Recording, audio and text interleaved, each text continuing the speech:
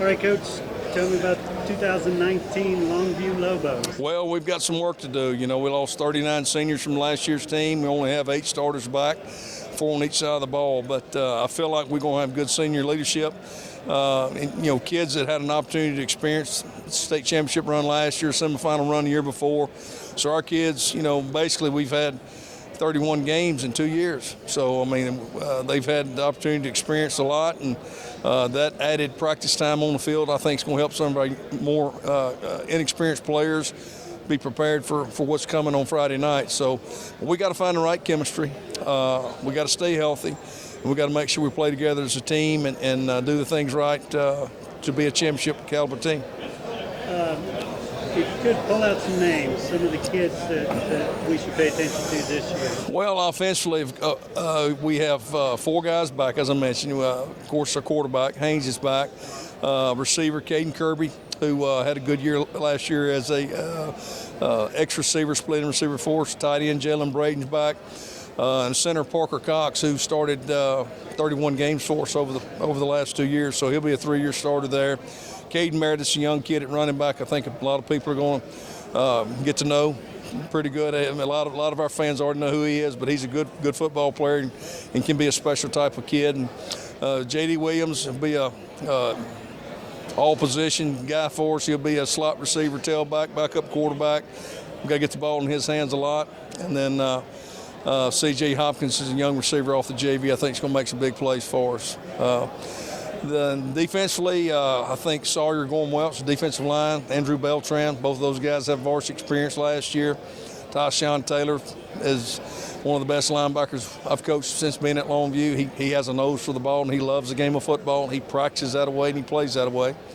And then the secondary, Robert Pierce, DeKyron Buchanan, 2 guys that started for us last year and got a lot of playing time there, and they're going to have to be the leaders for us in the secondary. So, we got a good nucleus of about 10 or 12 players that we're going to expect to lead this football team and help the coaches hold the players accountable.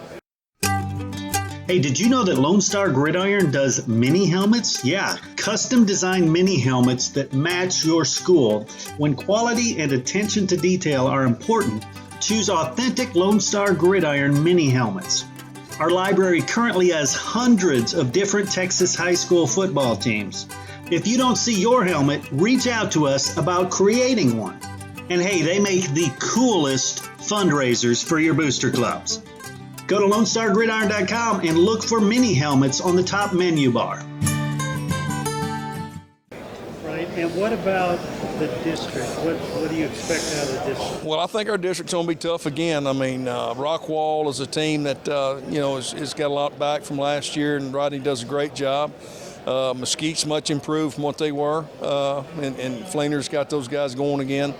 Mesquite Horn will be good again. They're very athletic, I think those guys are going to be competing for a district championship. And then, got a new guy at Rockwall Heath, and Mike Spradlin, who's a proven winner, and he's won in a bunch of places. And he'll have those guys going again. Tyler Lee's has gone into the last 2 years, game 10, with playoff hopes on the line, and they're knocking on the door.